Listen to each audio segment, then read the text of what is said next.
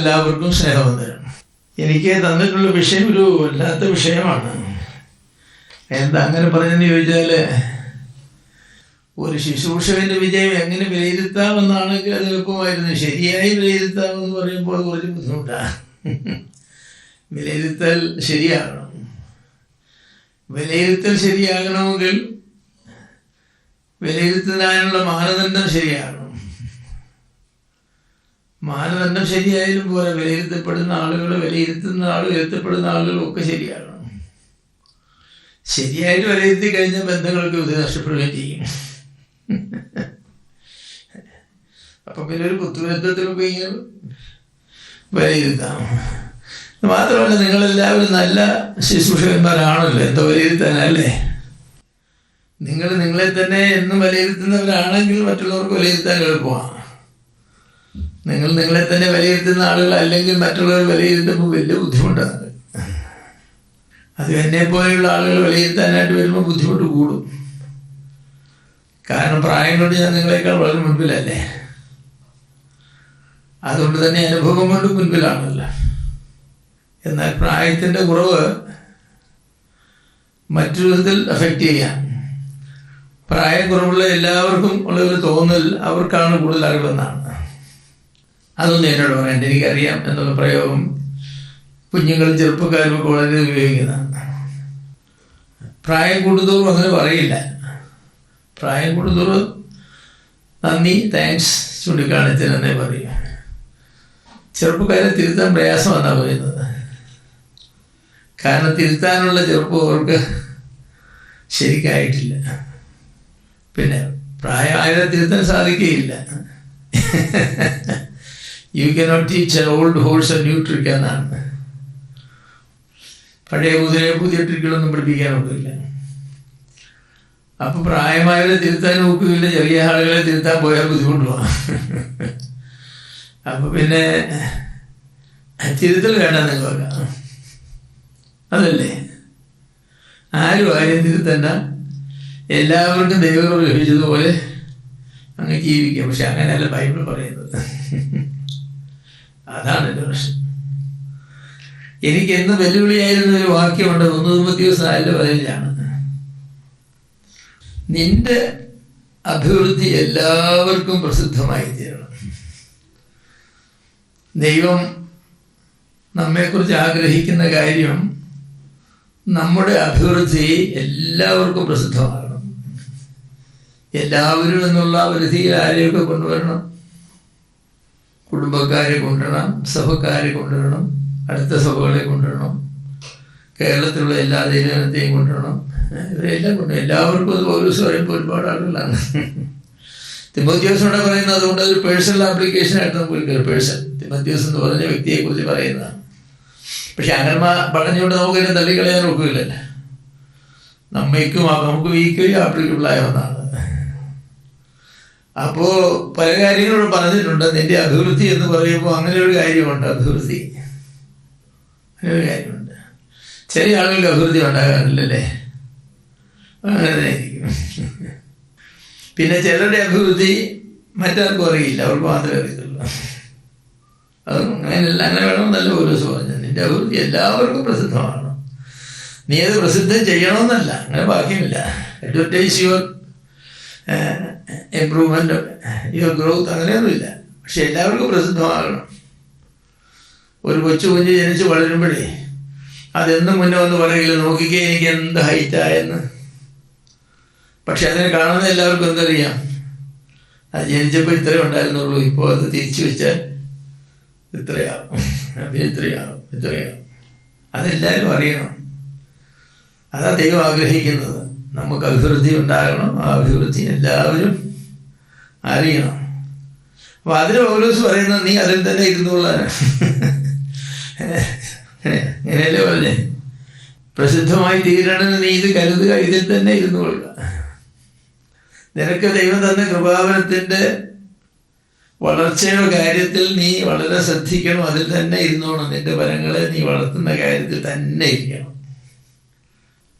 ലോകത്തിലുള്ള ഒരുപാട് മഹാന്മാരായ ആളുകൾ അവരുടെ മഹാന്മാർ മഹാന്മാർ എന്ന ഗണത്തിലേക്ക് വന്നത് വളരെ വാർദ്ധക്യത്തിലാണ്, വളരെ പ്രായമായ ശേഷമാണ്.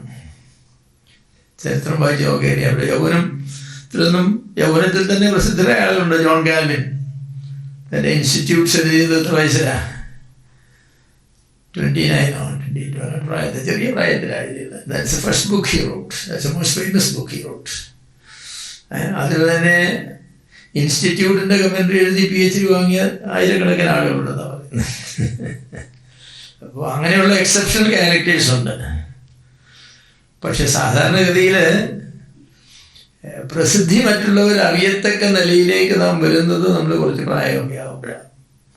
കാരണം ആ വളർച്ച നമുക്കുണ്ടാകാനായിട്ട് കുറേ കാര്യങ്ങൾ നമ്മുടെ ജീവിതത്തിലുണ്ടാകണം. പക്ഷെ വളർച്ച എന്നും ഉണ്ടായിക്കൊണ്ടിരിക്കുന്നവർക്ക് മാത്രമേ ഒരു സ്ഥിതി വരുമ്പോൾ മറ്റുള്ളവർ കാണത്തക്ക വളർച്ച ഉണ്ടാകും. അങ്ങനെ വളർന്നുകൊണ്ടിരിക്കും. അങ്ങനെ എല്ലാവരും വളർന്ന് എല്ലാവർക്കും തുല്യനാകും. അത് കഴിഞ്ഞ് മേപ്പെട്ട് പോകുമ്പോഴാണ് പിന്നെ ആളുകൾ ശ്രദ്ധിക്കാൻ തുടങ്ങുന്നത്. അപ്പോൾ പൗലോസ് എഴുതുന്ന സമയത്ത് എല്ലാവർക്കും അറിയാവുന്ന ഒരു വ്യക്തി പൗലോസാണ്. തിമോത്തിയോസിനെയും പൗലോസിനെ പരിചയമുള്ളവർക്കും അറിയാം. കാരണം തൻ്റെ സഹപ്രവർത്തകനും നിജപുത്രനും ഒക്കെ ആയിരുന്നില്ല. എങ്കിലും പൗലോസിനെ പിടിച്ചിങ്ങനെ ജയിലിലൊക്കെ ഇട്ട് കുറച്ച് കഴിഞ്ഞ് പൗലോസിനെ തലയിൽ ഛേദിച്ച് കഴിഞ്ഞപ്പോൾ പിന്നെ എൻ്റെ വിചാരം അന്നത്തെ ക്രൈസ്തവ കോളത്തിൽ ഏറ്റവും അറിയപ്പെട്ട ആളുകളിൽ ഒന്ന് തിമോത്തിയോസായിരുന്നു. കർത്താവിൻ്റെ ശിഷ്യന്മാർ കൂടെ ചോദിച്ചൊരു ചോദ്യമുണ്ട്. കർത്താവ് പോയപ്പോൾ ഞങ്ങളാരാ വലിയവനാണ്. അവർക്കറിയാവുന്നൊരു കാര്യമുണ്ട്, കർത്താവിനോടത്തോളം ഞങ്ങൾ കർത്താവിനോടുമാവില്ല. പക്ഷെ കർത്താവ് പോയി കഴിഞ്ഞാൽ ഞങ്ങളാരാണ് ദൈവൻ.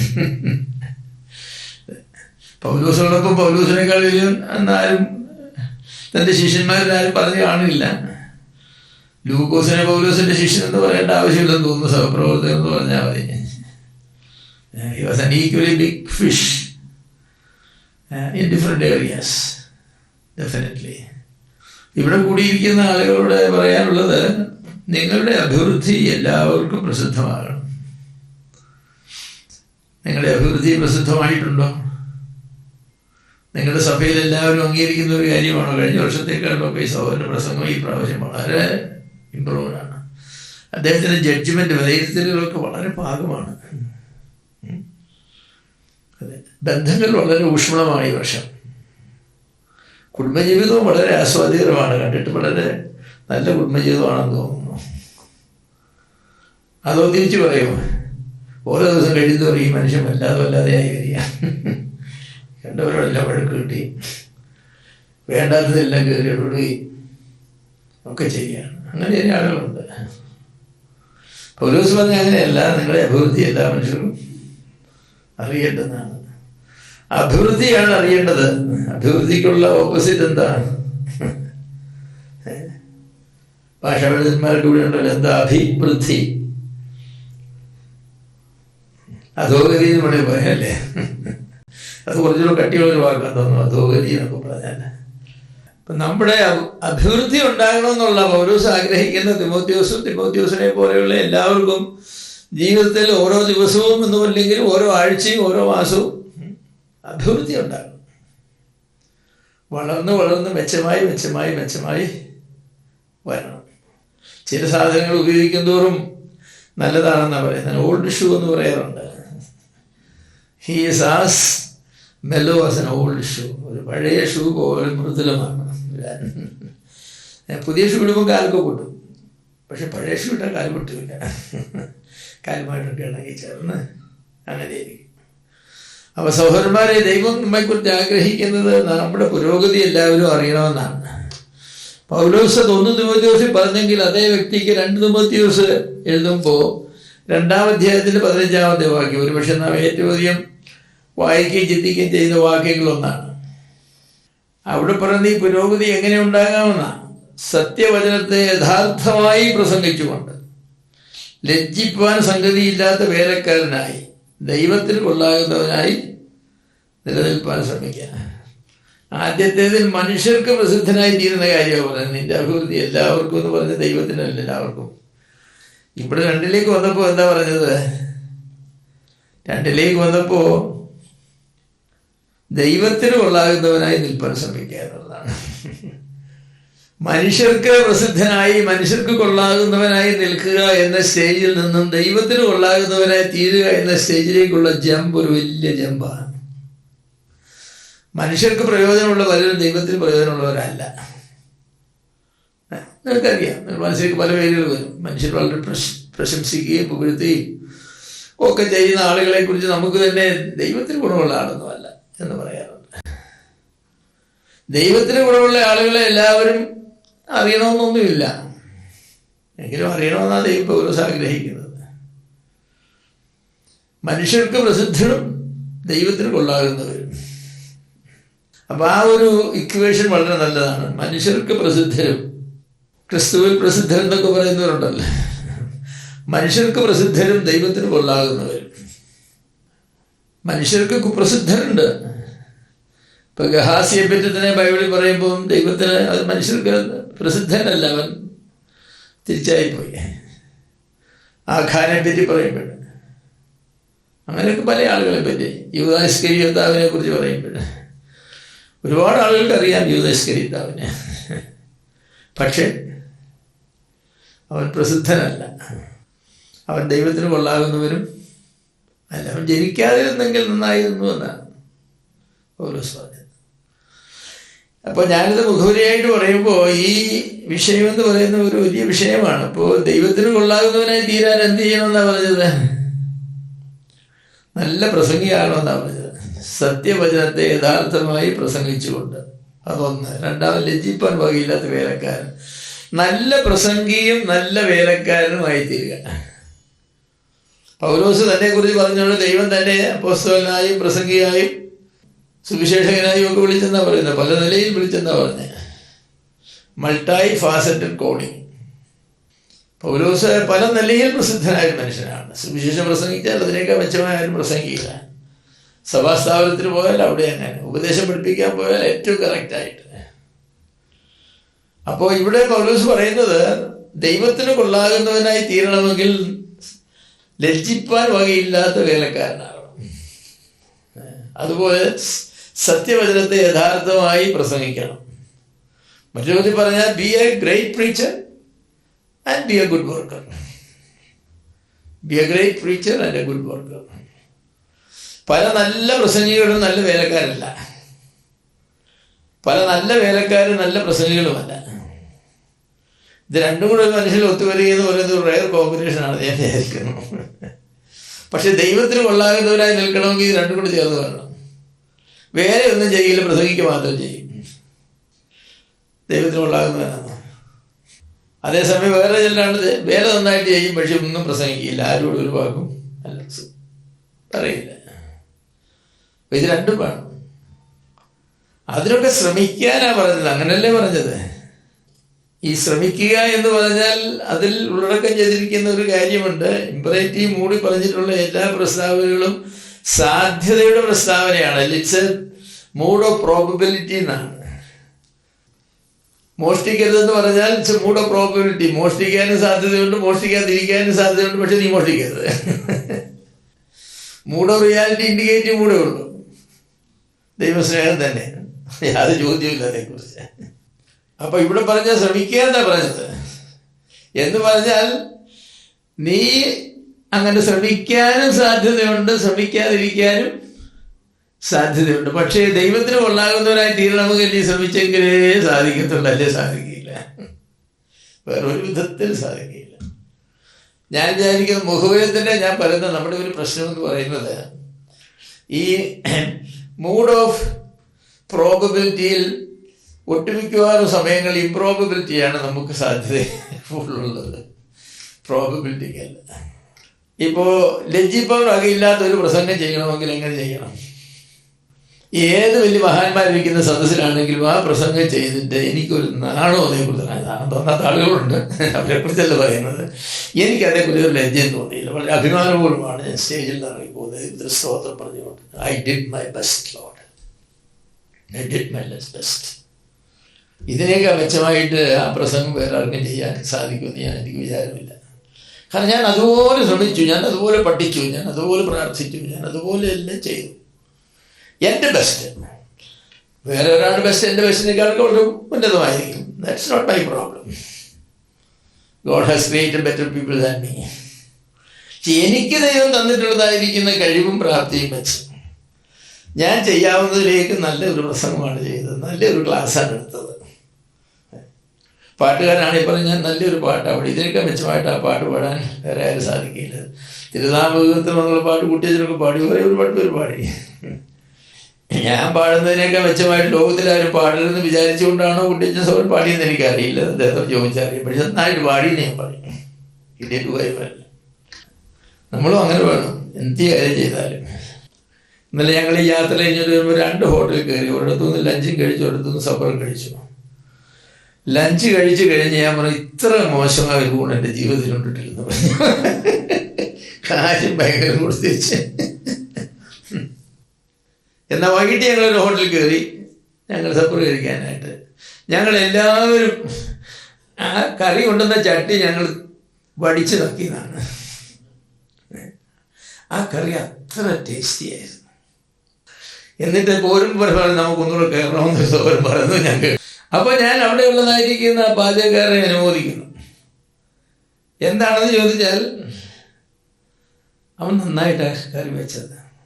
നമ്മുടെ വീട്ടിൽ വന്ന് ആഹാരം കഴിച്ചിട്ട് പോകുന്ന ആളുകൾ എന്ത് പറയണം, സൗകര്യം വെച്ച് കറി എന്താ കറിയായിരുന്നു,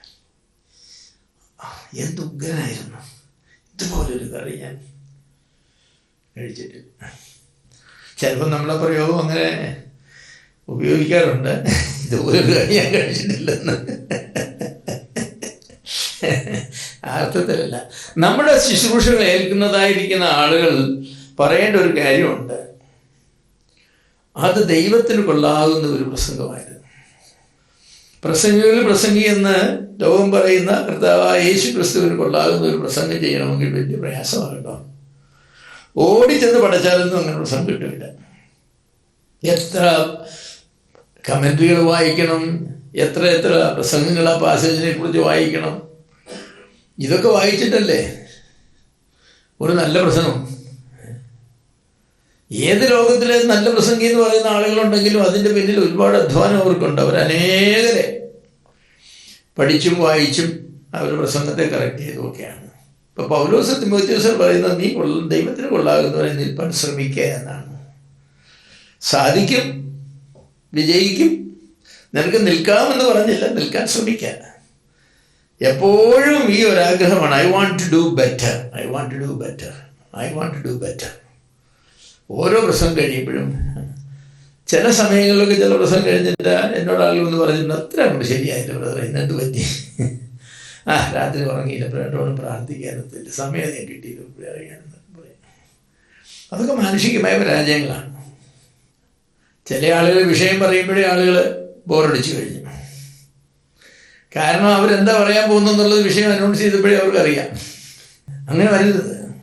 അപ്പോൾ ശുശ്രൂഷകന്റെ വിജയത്തെക്കുറിച്ച് വിലയിരുത്താനായിട്ട് ആണ് ഇവിടെ പറഞ്ഞിരിക്കുന്നത്. അതാണല്ലോ നമ്മുടെ വിഷയം. ഒരു ശുശ്രൂഷകന്റെ വിജയം എങ്ങനെ ശരിയായി വിലയിരുത്താം.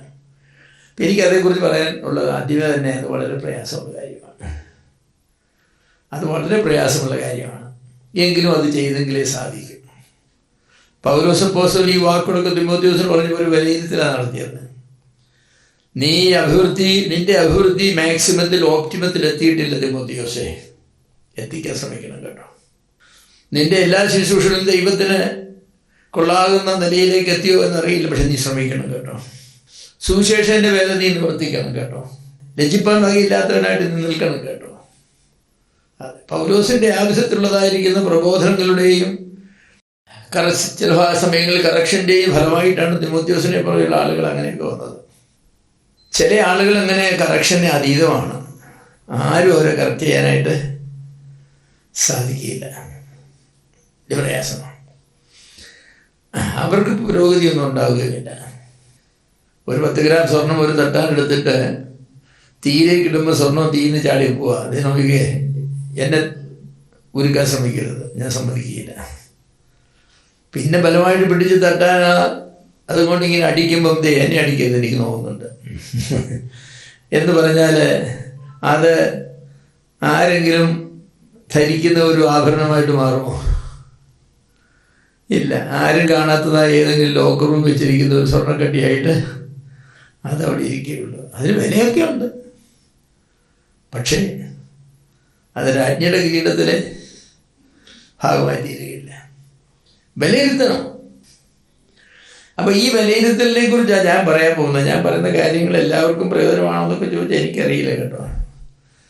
നിങ്ങളുമായിട്ട് അരമണിക്കൂർ ഇരുന്ന് സംസാരിച്ചിട്ട് നിങ്ങൾ എന്താ പറയണമെന്ന് ഞാൻ ആഗ്രഹിക്കുന്നത് ഞാൻ മനസ്സിലാക്കിയിട്ട് പറഞ്ഞിരുന്നെങ്കിൽ നിങ്ങളുടെ കയ്യിൽ കിട്ടിയേനെ. പക്ഷേ ഞാൻ എൻ്റെ നിലവാരത്തിൽ ചിന്തിച്ചപ്പോൾ അത് നിങ്ങൾ ചിന്തിച്ചതിൽ നിന്നും വളരെ വ്യത്യസ്തമായിട്ടായിരിക്കാം. അങ്ങനെയാണെങ്കിൽ പിന്നെ ഞാൻ പറയുന്ന കാര്യങ്ങൾ നിങ്ങളെന്തായാലും ഗൗരവമായിട്ട് എടുക്കണം. തീർച്ചയായിട്ടും. ഒരു ശുശ്രൂഷകൻ്റെ വിജയത്തെക്കുറിച്ച് വിലയിരുത്തുമ്പോൾ ശുശ്രൂഷകൻ്റെ വ്യക്തിത്വം, ശുശ്രൂഷകൻ്റെ ലോകവീക്ഷണം, ശുശ്രൂഷയുടെ ലക്ഷ്യം, ശുശ്രൂഷകൻ്റെ കൃപാവരം, ശുശ്രൂഷയ്ക്കായുള്ള സമർപ്പണം, ശുശ്രൂഷ ലഭിക്കുന്ന ആളുകളുടെ ഗുണനിലവാരം, ശുശ്രൂഷകൻ്റെ കുടുംബജീവിതത്തിൻ്റെ നിലവാരം, ശുശ്രൂഷകൻ ലഭിച്ചിട്ടുള്ള പരിശീലനത്തിൻ്റെ സ്വഭാവം, ശുശ്രൂഷകൻ്റെ ജന്മപ്രകൃതത്തിൻ്റെ വിശദാംശങ്ങൾ, ശുശ്രൂഷകൻ്റെ കൂട്ടാളിയുടെ സമർപ്പണം, ഇങ്ങനെ ഒരുപാട് കാര്യങ്ങളെക്കുറിച്ച് നാം വിലയിരുത്തിയെങ്കിലേ ശരിയായ വിലയിരുത്തൽ വരും. എൻ്റെ അപ്പച്ചൻ പറയാനുള്ള ഒരു കഥയുണ്ട്. കഥയല്ല, സംഭവം അതാണ്. ഒരു പട്ടരാണെന്നും അപ്പച്ചൻ്റെ അധ്യാപകരൊരാൾ. അന്നത്തെ കാലത്ത് ഹൈസ്കൂളിലൊക്കെ ഉള്ള അധ്യാപകരൊക്കെ സൂട്ട് ഇടുമായിരുന്നു, അത് കോട്ട് ഇടുമായിരുന്നു. അപ്പോൾ പട്ടര് സ്കൂളോ കോട്ടുമൊക്കെ ഇട്ട് സ്കൂളിൽ വരുമ്പോൾ കാര്യമായിട്ട് വരും. ബോർഡിൽ എഴുതാന്നവരെ പിള്ളേരെല്ലാം കാണുന്നത് എന്താണെന്ന് ചോദിച്ചാൽ, പിള്ളേരുടെ ഈ ഇതുണ്ടല്ലോ, ഭാര്യ ആ കോട്ട് എടുത്തിട്ടാണ് പിള്ളേരുടെ മൂക്ക് തുടയ്ക്കുന്നത്. ഉദാഹരണം ഉള്ളതില്ല, ഇങ്ങനെ ഞങ്ങളുടെ മൂക്കിലെന്ന് പറയും, നിങ്ങളെന്താ പറയുന്നത്, അത് തന്നെയാണ് പറയുന്നത്. അപ്പോൾ അത് തുടയ്ക്കുന്ന ഇതാണ്. അപ്പോൾ അതിങ്ങനെ ഉണങ്ങി അത് പുറത്തില്ലായിരിക്കും. അപ്പോൾ എന്ന് പറഞ്ഞാൽ പട്ടർ എത്ര കാര്യമായിട്ട് ഡ്രസ്സിട്ട് വന്നാലും ആളുകൾ കാണുന്നത് പട്ടരുടെ വൈഫിനെയാണ്. ഒന്നുകിൽ അവളൊരു മനോരോഗിയാണ്, അല്ലെങ്കിൽ പട്ടരോട് ഒട്ടും പൊരുത്തപ്പെടാത്ത ഒരാളാണ്, അല്ലെങ്കിൽ നീറ്റ്നെസ് എന്ന് പറയുന്നത് എന്താണെന്ന് അറിയാത്ത ഒരാളാണ്. അപ്പോൾ ചില ഭർത്താക്കന്മാർ, പുരുഷന്മാർ നന്നായിട്ടൊക്കെ വചനം പറയുമെങ്കിലും ആളുകൾ കാണുന്നത് എന്താണെന്നറിയാമോ? ആളുകൾ കാണുന്നത് തൻ്റെ പിന്നെ നിൽക്കുന്ന ഒരു ഭാര്യ ഒന്നുകിൽ ഒരു മാനസിക രോഗിയാണ്, അല്ലെങ്കിൽ കുടുംബജീവിതം തകർന്ന ഒരാളാണ്, പല കാര്യങ്ങളാണ്.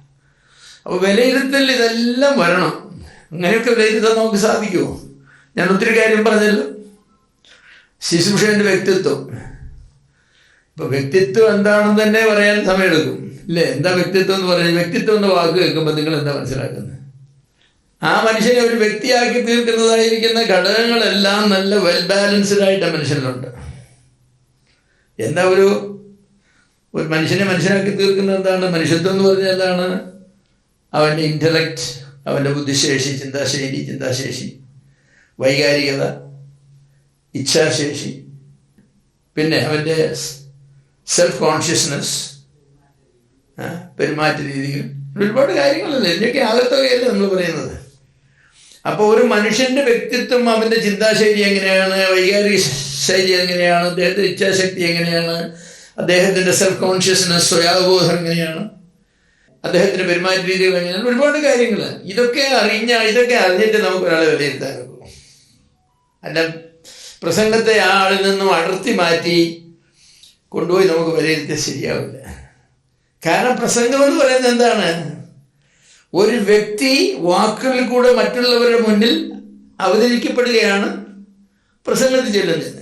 ഞാനിപ്പോൾ എന്താ ചെയ്യുന്നതെന്ന് വെച്ചാൽ, ഞാൻ എന്നെ നിങ്ങളുടെ മുന്നിൽ വാക്കുകൾ കൂടെ അവതരിപ്പിക്കുകയാണ്. വാക്കുകൾ മാത്രമല്ല, എൻ്റെ ഫേഷ്യൽ എക്സ്പ്രഷൻ, ബോഡി ലാംഗ്വേജ് എല്ലാത്തിലുണ്ട്, എങ്കിലും പ്രധാനമായിട്ടും വാക്കുകൾ കൂടെയാണ്. അപ്പോൾ ഒരു പ്രസംഗത്തെ വിലയിരുത്തണമെങ്കിൽ ഇതെല്ലാം ഉണ്ട്.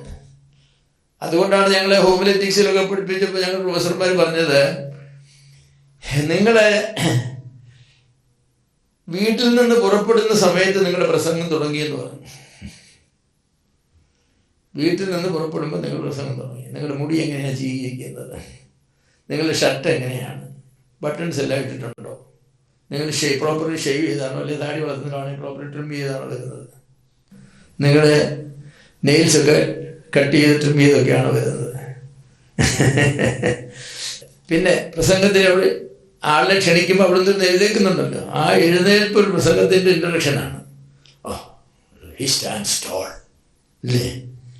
അതേ കൂനി. ഇപ്പം ഞാൻ പ്രായമായപ്പോൾ കൂനി ഇങ്ങനെ വരുന്നുണ്ട്, വഴിയൊക്കെ പിടിച്ചു വരുന്നത്. അപ്പോൾ എൻ്റെ പ്രസംഗത്തിൻ്റെ പകുതി അവിടെ തന്നെ പോയി.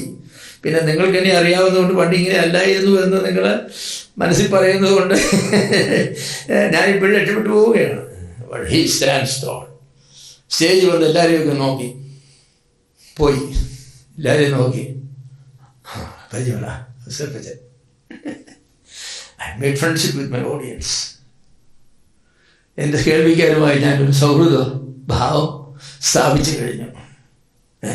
അപ്പോൾ ഇനി എനിക്ക് പറയാനുള്ളത് അവർക്ക് കേൾക്കാം. അപ്പോൾ ഒരു പ്രസംഗി എന്ന് പറയുന്ന പ്രസംഗമെന്ന് പറയുന്നത് you are the main part of your message.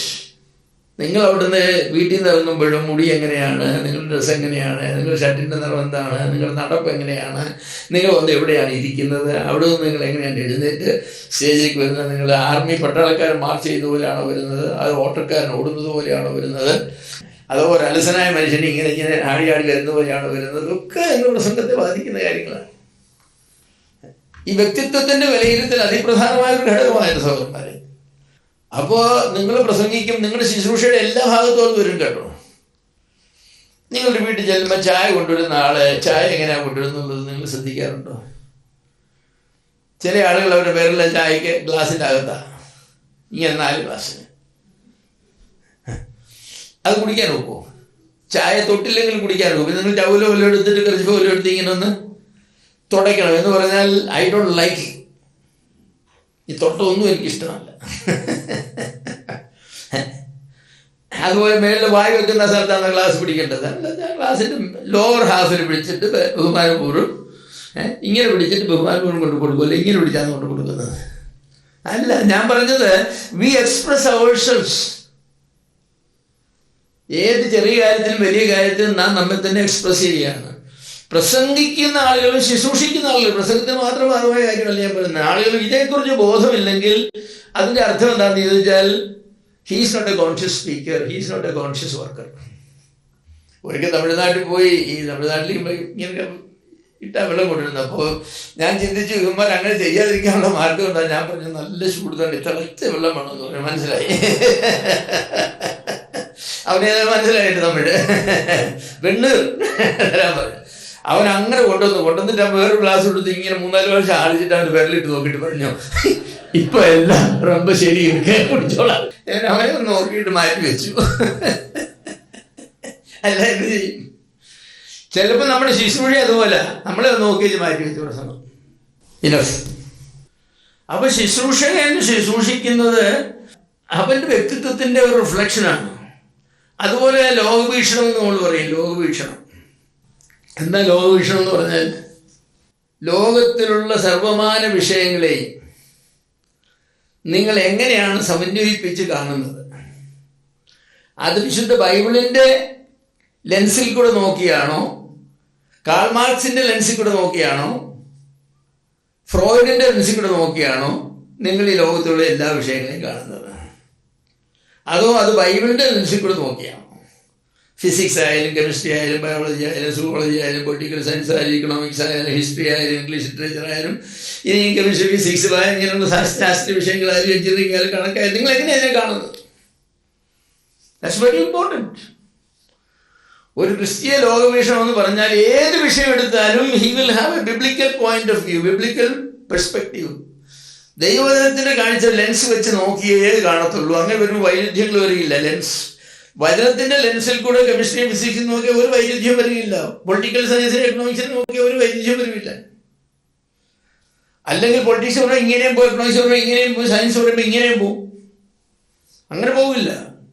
വിദ്യോർ പോലെയാണ്. നിങ്ങൾ ആ ലെൻസിൽ കൂടെ ആ പ്രകാശരശ്മിയെ വിട്ട് കഴിയുമ്പോൾ അത് വികേന്ദ്രീകരണം ഉണ്ടായിട്ട് 7 കളറായിട്ട് മാറുന്നു എന്ന് പറഞ്ഞ പോലെ നിങ്ങൾ ഒരേ ലെൻസിൽ കൂടെയാണ് നോക്കുന്നത്. അതിനെ കാണേണ്ടതുപോലെയാണ് കാണുന്നത്.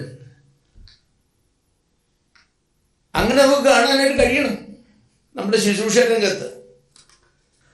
അതുപോലെ ശുശ്രൂഷ ലക്ഷ്യം കയ്യടി കിട്ടാൻ വേണ്ടിയാണോ പ്രസംഗിക്കുന്നത്? കാശ് കൂടുതൽ കിട്ടാൻ വേണ്ടിയാണോ പ്രസംഗിക്കുന്നത്? ആളുകളെല്ലാവരും പ്രസംഗം കഴിഞ്ഞ് വന്ന് നന്നായിരുന്നു ബ്രദറെ, നന്നായിരുന്നു എന്ന് പറഞ്ഞു കേൾക്കാനാണോ നിങ്ങൾ പ്രസംഗിക്കുന്നത്? അതോ നിങ്ങൾ ദൈവത്തിൻ്റെ മഹത്വവും ജീവിതങ്ങളുടെ രൂപാന്തരവും എൻ്റെ ഈ പ്രസംഗം കൊണ്ട് ദൈവനാമം മഹത്വപ്പെടണം. അതോടൊപ്പം തന്നെ ഈ പ്രസംഗം കേൾക്കുന്ന ആളുകളുടെ ജീവിതത്തിൽ രൂപാന്തരം വരണം. ഒരു സുവിശേഷ പ്രസംഗം ചെയ്യുമ്പോഴും അങ്ങനെയാണ്. ഇന്നത്തെ പ്രസംഗം കൊണ്ട് ഒരാത്മാവിനെങ്കിലും കർത്താവ് എനിക്ക് തരണം, എൻ്റെ ആഗ്രഹം അതാണ്. ആളുകൾ കൈയടിക്കുന്നു എന്നുള്ളതല്ല. നല്ല പ്രസംഗമായിരുന്നു എന്ന് പറഞ്ഞു പോയിട്ടുണ്ട് കാര്യമാണ്, നമുക്ക് എൻ്റെ കാര്യമാണ്. ദൈവനാമം മഹത്വപ്പെടണം. അതുകൊണ്ട് തന്നെ കേൾപ്പിക്കാനും ചില ആളുകളെങ്കിലും പാവബോധം ഉണ്ടായി കർത്താവിനെ കാണണം. ഈ ലക്ഷ്യമില്ലാതെ പ്രസംഗിക്കാൻ ചെയ്യാൻ നമ്മുടെ പ്രസംഗങ്ങളുമുണ്ട്. അതാണ് ശുശ്രൂഷയുടെ ലക്ഷ്യം എന്താണ്. പിന്നെ ഒരുപാട് കാര്യം. ശുശ്രൂഷയുടെ കൃപാവരം എന്താണ്? പ്രസംഗത്തിനുള്ള വരം, ദൈവജനം പ്രസംഗിക്കാനുള്ള വരമില്ലാത്തവരെ പ്രസംഗിക്കാൻ എഴുന്നേറ്റ് നിന്നാൽ, ശുശ്രൂഷാവരം ഇല്ലാത്തവർ ശുശ്രൂഷിക്കാൻ എഴുന്നേറ്റ് നിന്നാൽ വലിയ തകരാറാണ്. ചിലപ്പോൾ ചില ക്യാമ്പുകളിലൊക്കെ ആളുകൾക്ക് കറി തികയാറില്ല. അതിൻ്റെ കാരണം എന്താ വെച്ചാൽ കറി വിളമ്പാൻ ഏൽപ്പിച്ച പാർട്ടി അതിനുള്ള വരമുള്ള ആളായിരുന്നില്ല. വരുന്ന ആളിൻ്റെ മുഖത്ത് നോക്കാതെ പിള്ളേർ വന്നപ്പോഴും ഒരു പ്ലേറ്റ് ഒരു തരി നിറച്ച് കൊടുത്തു, വലിയൊരു വന്നപ്പോഴും കൊടുത്തു. കുറച്ച് പകുതി കഴിഞ്ഞപ്പം കറിയില്ല. ആ വേസ്റ്റ് വന്നപ്പോൾ മുഴുവൻ കറി അതിനകത്ത് കിടപ്പുണ്ട്, അതിന് മീനെല്ലാം അവിടെ കിടപ്പുണ്ട്. കാരണം പിള്ളേരൊന്നും കഴിച്ചാൽ പിള്ളേർ തൊട്ട് നോക്കി ബാക്കി കളഞ്ഞു. അപ്പോൾ വിളമ്പാൻ വരമില്ലാത്തവൻ്റെ കയ്യിൽ എത്ര ആഹാരം കൊടുത്താലും കഴിക്കുന്നവരുടെ കയ്യില്ല, കിട്ടേണ്ടത് പോലും കിട്ടുകയില്ല. അപ്പോൾ ആ ശുശ്രൂഷ ഏൽപ്പിക്കുന്നതിന് മുമ്പ് ഒന്നുകിൽ നമ്മൾ അവരെ വിളിച്ചിരുത്തി, ഇങ്ങോട്ട് നോക്കും വിളമ്പത്ത് ഇങ്ങനെ. കുഞ്ഞുങ്ങൾ വരുമ്പോൾ ഇങ്ങനെ വിളമ്പുന്നത്, വലിയവർ വരുമ്പോൾ ഇങ്ങനെ വിളമ്പുന്നത്. ആളുടെ മുഖത്ത് നോക്കിയിട്ട് വിളമ്പാൻ അങ്ങനെ വേണം. അത് പക്ഷഭേദമൊന്നുമല്ല. ഒരാൾ കഴിക്കാവുന്നത്ര ആരും കൊടുത്താൽ പോരെ, കളയാൻ വേണ്ടി ആരും കൊടുക്കണം. ഞാൻ ഉദാഹരണം പറഞ്ഞോളൂ. ശുശ്രൂഷയുടെ കാര്യം അങ്ങനെയാണ്. നാം ചെയ്യുന്ന പ്രവൃത്തിക്ക് നമ്മെ സന്നദ്ധരാക്കുന്ന, തയ്യാറാക്കുന്ന, യോഗ്യരാക്കുന്ന ഒരു വരമുണ്ട്. അതാണ് റോമാലേഖനം 12-ാം അധ്യായത്തിലൊക്കെ പറയുന്നത്. ശുശ്രൂഷയെങ്കിലും ശുശ്രൂഷിക്കത്തവണ്ണം ദാനം ചെയ്യുന്ന ഏകാഗ്രതയോടെ, ഭരിക്കുന്ന പ്രസന്നതയോടെ, ഇങ്ങനത്തെ കാര്യങ്ങൾ പറയുന്നില്ലേ. ശുശ്രൂഷയ്ക്ക് യോഗ്യമായിരിക്കുന്ന വരമില്ലാത്ത ഒരാളെ ശുശ്രൂഷ ഏൽപ്പിക്കുന്നത്. നമ്മുടെ ഇടയിലെ ഒരു വലിയ പരാജയം എന്ന് പറഞ്ഞാൽ എന്താണെന്നറിയാമോ? റൊട്ടേഷൻ എടുത്ത് എല്ലാവർക്കും പ്രസംഗിക്കാനും, റൊട്ടേഷൻ എടുത്ത് എല്ലാവർക്കും പ്രബോധനം പറയാനും, റൊട്ടേഷൻ എടുത്ത് എല്ലാവർക്കും. അതെന്താ എവിടെ നിന്ന് കിട്ടിയെന്ന് എനിക്കറിയില്ല. റൊട്ടേഷനിൽ വരും എന്തെങ്കിലും പറയണ്ടേ?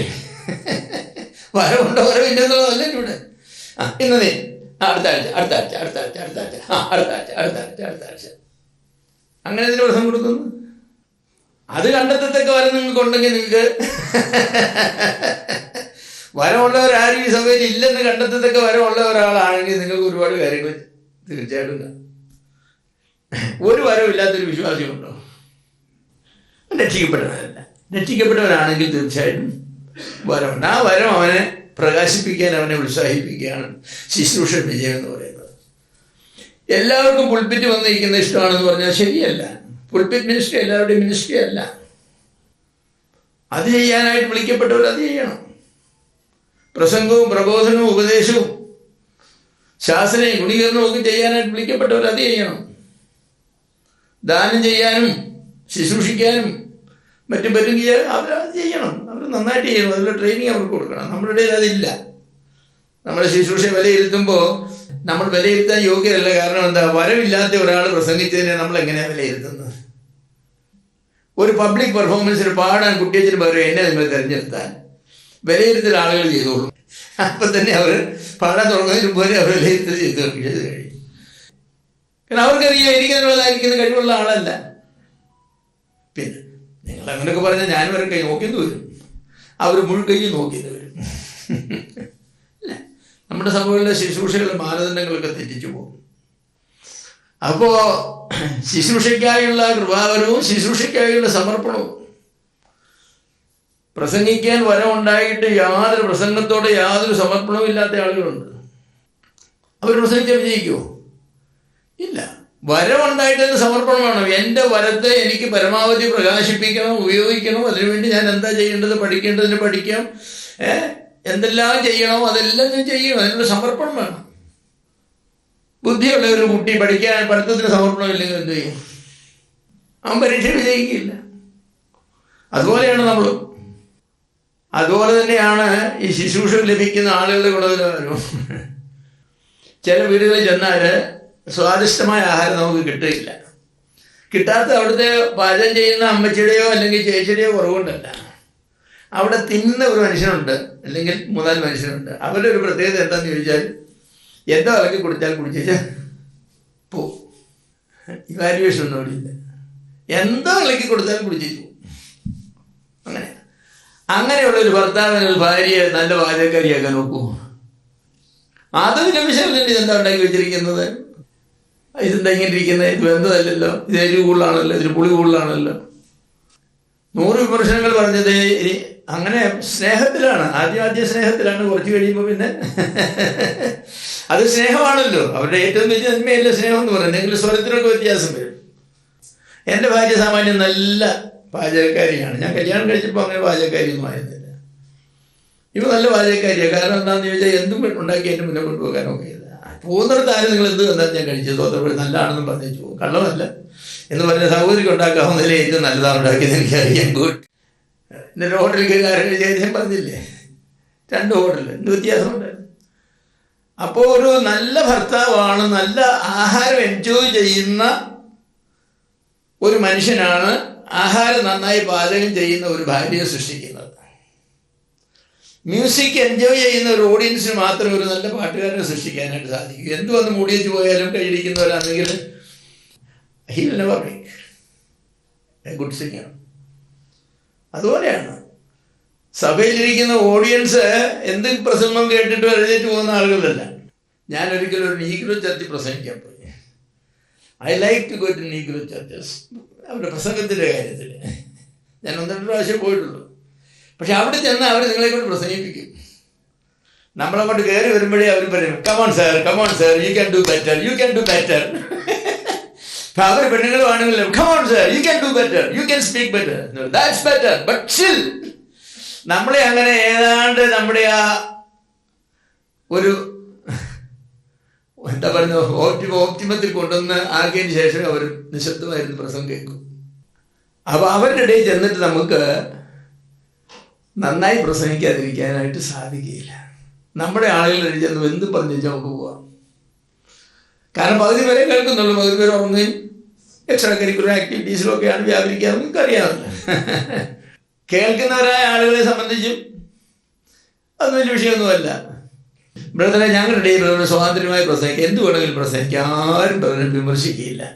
അങ്ങനെ ഒരു ഓഡിയൻസാണ് ഞാൻ പറയും, ഞാൻ എൻ്റെ പ്രസംഗം ഇവിടെ നിർത്തിയിട്ട് പോകും. എന്നെ വിമർശിക്കുന്ന ഓഡിയൻസിനാണ് എനിക്ക് വേണ്ടത്. അപ്പോൾ നല്ല പ്രസംഗിയെ ക്രിയേറ്റ് ചെയ്യുന്ന നല്ല ഓഡിയൻസാണ്. നമ്മുടെ സഭകളിലെ ഓഡിയൻസിനെ ഇവാലുവേറ്റ് ചെയ്താൽ അവർ വളരെ ഒരു സ്മോൾ പെർസെൻറ്റേജ് മാത്രമേ ഉള്ളൂ പ്രസംഗം എൻജോയ് ചെയ്യാൻ വരുന്നവർ, പ്രസംഗത്തെ ഇവാലുവേറ്റ് ചെയ്യാൻ വരുന്നവർ, പ്രസംഗത്തിന് നിലവാരം അളക്കുവാൻ കഴിയുന്നവർ. വ്യാഖ്യാനം ശരിയായിരുന്നോ, ശബ്ദം ശരിയായിരുന്നോ, നിൽപ്പ് ശരിയായിരുന്നോ, നോട്ടം ശരിയായിരുന്നോ, ഒരുപാട് കാര്യങ്ങളുണ്ട്. ആകാശത്തേക്ക് നോക്കി ആളുകൾ പ്രസംഗിച്ച ആളുകൾ പ്രസംഗിച്ചു പോകും. ഞാൻ മേപ്പെട്ട് നോക്കിയതോടെ നല്ല പ്രസംഗമാണ്, നന്നായി പ്രസംഗിക്കുന്നുണ്ടോ എന്ന് പറഞ്ഞാൽ ചിലതായിട്ട് നോക്കിയാൽ പ്രസംഗിക്കുന്നില്ല. എന്തോ ആളുകളുടെ ഫേസ് നോക്കാൻ പറ്റും. അവർ പ്രസംഗിക്കരുത്, അവരെ ഈ വീക്ക്നെസ് ഓവർകം ചെയ്യുന്നവരെ പ്രസംഗിക്കരുത്. അപ്പോൾ ഇവാലുവേറ്റ് ചെയ്യുമ്പോൾ അതൊക്കെ ചെയ്യണം. ശുശ്രൂഷ എൻ്റെ കുടുംബജീവിതത്തിൻ്റെ നിലവാരം ഏറ്റവും പ്രധാനപ്പെട്ടതാണ്. ഞാൻ പ്രസംഗിക്കുന്ന വിഷയവും എൻ്റെ കുടുംബജീവിതവുമായി യാതൊരു ബന്ധവുമില്ലെങ്കിൽ ഞാൻ പ്രസംഗിക്കാതിരിക്കുകയല്ലേ നല്ലത്. പഴയ നിയമത്തിലെ 7 മക്കളെ വളർത്തുന്നതിനെക്കുറിച്ച് ക്ലാസ് എടുത്താൽ എന്തായിരിക്കും? എൻ്റെ മക്കളെ, എൻ്റെ പിതാക്കന്മാരെ, എനിക്ക് വന്ന ഗതികൾ നിങ്ങൾക്ക് വരരുതേ, എൻ്റെ പിള്ളേരെല്ലാം നശിച്ചു പോയേ, എന്തായിരിക്കും അത്? ഇപ്പം നമ്മുടെ ഈ കുടുംബം എന്ന് പറയുന്നത് നമ്മുടെ പ്രസംഗത്തിൻ്റെ ഒരു ഭാഗമാണ്. അതുപോലെ തന്നെയാണ് ശുശ്രൂഷ ലഭിച്ചിട്ടുള്ള പരിശീലനത്തിൻ്റെ സ്വഭാവം. വളരെ അപൂർവം ആളുകൾ മാത്രമേ ഉള്ളൂ പരിശീലനം ട്രെയിനിങ് കിട്ടാതെ മഹാന്മാരായിട്ടുള്ളത്. ഡോക്ടർ ഐൻസ്റ്റൈൻ അങ്ങനെ ഒരു മനുഷ്യനായിരുന്നു. 8ാം ക്ലാസ് വരെയായിട്ട് പഠിച്ചിട്ടുള്ളൂ. അദ്ദേഹം ഒരു സ്കൂളിലും കോളേജിലും പോയിട്ടില്ല. But he was one of the worlds best preachers. Doctor Einstein, അത് ഓണററി ഡോക്ടറേറ്റ്. അദ്ദേഹത്തിൻ്റെ ഇപ്പോൾ മനുഷ്യർക്ക് ആരും ഡോക്ടറേറ്റ് കൊടുക്കാൻ തയ്യാറാണ്. അങ്ങനെയുള്ള ആളുകളുണ്ട്, സെൽഫ് മെയ്ഡ് ആളുകൾ എന്ന് പറയും. അത് വളരെ ചുരുക്കം ആളുകളെ അങ്ങനെ. സ്പർജൻ ഫോർ എക്സാമ്പിൾ 10ാം ക്ലാസ് മാത്രം വിദ്യാഭ്യാസം ചെയ്തൊരു മനുഷ്യനാണ്. കോളേജ് വിദ്യാഭ്യാസത്തിന് വേണ്ടി പോയതാണ് ഇൻ്റർവ്യൂവിന്. ഒരു പ്രസിഡൻറ്റിൻ്റെ വീട്ടിലാണ് ഇൻ്റർവ്യൂവിന് പോയത്. പ്രസിഡന്റ് പറഞ്ഞ സമയത്ത് തന്നെ സ്പർജൻ അവിടെ ചെന്നു. ലിവിംഗ് റൂം, വെയിറ്റിംഗ് റൂമിൽ ഇരുന്നു.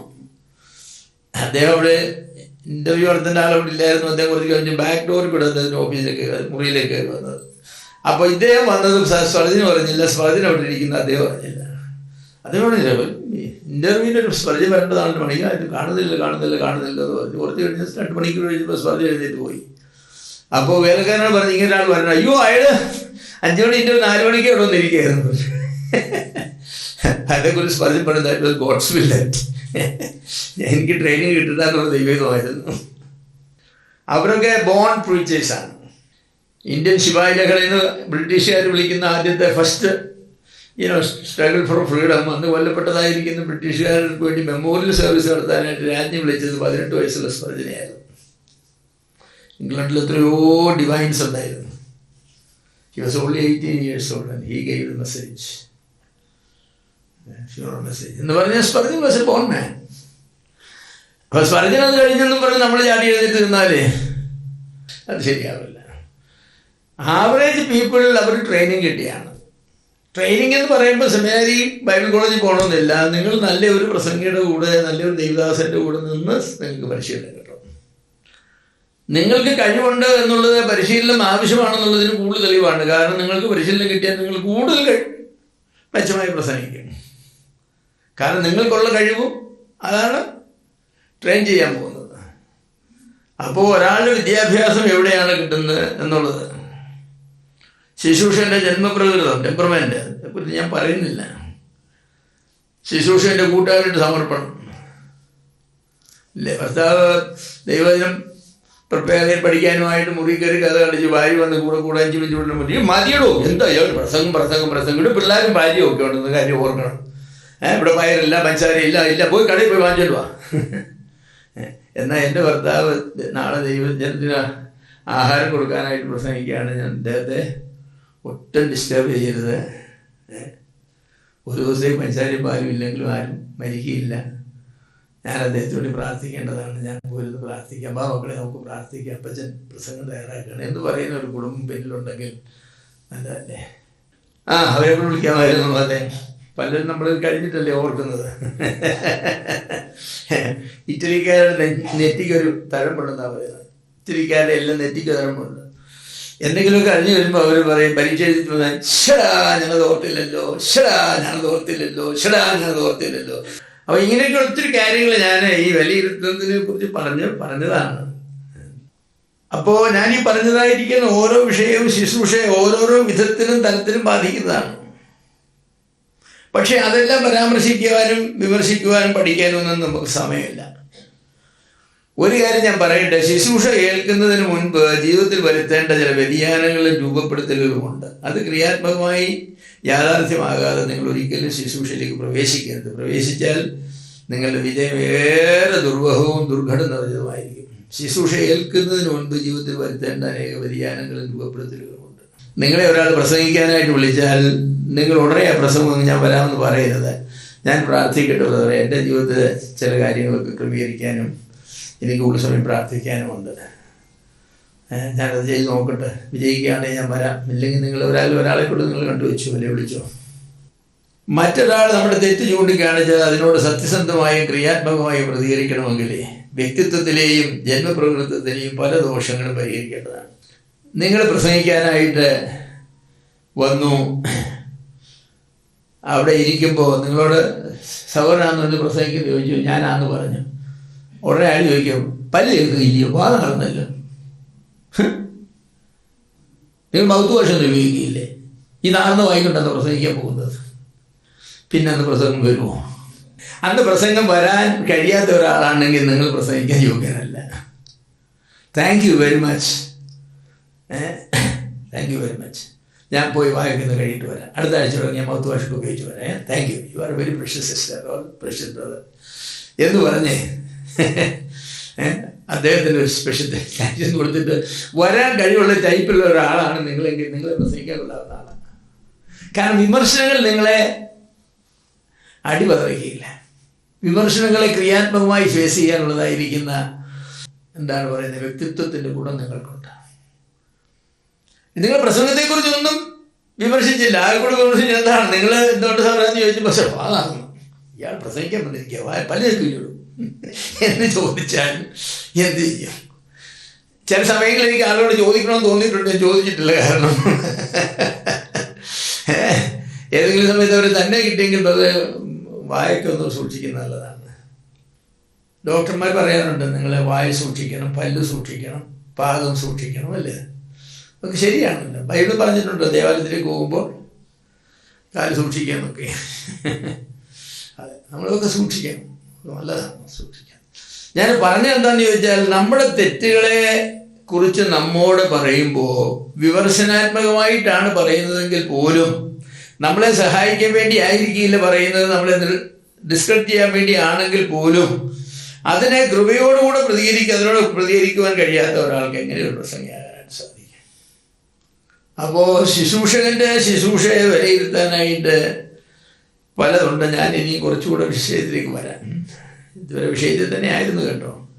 ശുശ്രൂഷകൻ്റെ വിജയം വിലയിരുത്താൻ 2 രീതികളാണ് സാധാരണയായിട്ട് ഉപയോഗിക്കുന്നത്. 2 രീതികളും വളരെ പ്രസക്തമാണ്, പക്ഷേ 2ഉം വ്യത്യസ്തമാണ്. വിലയിരുത്തലിൻ്റെ ഒന്നാമത്തെ രീതി എന്ന് പറയുന്നത് വസ്തുനിഷ്ഠ രീതിയാണ്, ഒബ്ജക്റ്റീവ് ഇവാലുവേഷൻ. അപ്പോൾ അതിൽ നമുക്ക് സത്യസന്ധമായി വിലയിരുത്താവുന്ന കുറേ ഘടകങ്ങളുണ്ട് ഈ ഒബ്ജക്റ്റീവ് വസ്തുനിഷ്ഠ ഇവാലുവേഷനിൽ. നമ്മുടെ വ്യക്തിപരമായ ടേസ്റ്റുകളും നമ്മുടെ വ്യക്തിപരമായ ബയസും ഒന്നും അതിൽ വരുന്നില്ല. ഉദാഹരണമായിട്ട്, വേദഭാഗത്തിൻ്റെ പഠനം സത്യസന്ധമായി നടത്തിയോ? ഇപ്പൊ പ്രസംഗിക്കുന്ന ആൾ വന്നിട്ട് വേദഭാഗം വായിക്കുമ്പോൾ 3 തെറ്റ് അതിൻ്റെ അകത്ത് വന്നെങ്കിൽ എന്താ കാണിക്കുന്നത്? വായനയിൽ തന്നെ 3 തെറ്റ് വന്നെങ്കിൽ ഇയാളെ വേദഭാഗം പോലും ശ്രദ്ധിച്ച് വായിച്ചിട്ടില്ല വന്നത്, പിന്നെ പ്രസംഗമാണ് ചെയ്യുന്നത്. ആളുകൾ ഞാൻ കേട്ടിട്ടുണ്ട്, പ്രസംഗിക്കുന്ന ആൾ വരുന്ന വേദഭാഗം എടുത്ത് വായിക്കുമ്പോൾ അതിൻ്റെ അകത്ത് തെറ്റുകൾ വരിക. അപ്പം നിങ്ങൾ പ്രസംഗിക്കാൻ പോകുന്ന വേദഭാഗം നിങ്ങളൊരു 10-25 പ്രാവശ്യമെങ്കിലും വായിച്ച് അത് ശ്രദ്ധയോടെ വായിച്ച് തയ്യാറായിട്ടല്ലേ നിങ്ങൾ വരുന്നത്. അതുപോലും ചെയ്യാത്ത ഒരാളാണ്. ഇനി വായന പോട്ട് വേദഭാഗത്തിൻ്റെ പഠനം സത്യസന്ധമായി നടത്തിയോ? ആ വേദഭാഗത്തെ സത്യസന്ധമായിട്ട് പഠിച്ചോ? തിരഞ്ഞെടുത്ത വേദഭാഗത്തിൻ്റെ പശ്ചാത്തലവും ചരിത്രവും വ്യാകരണവും സാഹിത്യരൂപവും വ്യക്തമായി നിങ്ങൾ പഠിച്ചിട്ടാണോ പ്രസംഗം തയ്യാറാക്കിയത്? ഞാൻ പറഞ്ഞ ഓരോന്നും പ്രധാനമാകുണ്ടോ? ഒരു വേദഭാഗത്തിന് ഒരു പശ്ചാത്തലമുണ്ട്, അതിനൊരു ചരിത്രമുണ്ട്, അതിൽ വ്യാകരണമുണ്ട്. കാരണം ഭാഷ അല്ലേ, ഭാഷയിലല്ലേ ഉപയോഗിച്ചത്. പാസ്റ്റ് ടെൻസും പ്രസന്റ് ടെൻസും ഇങ്ങനെ ധാരാളം കാര്യങ്ങൾ അതിൻ്റെ അകത്തുണ്ട്.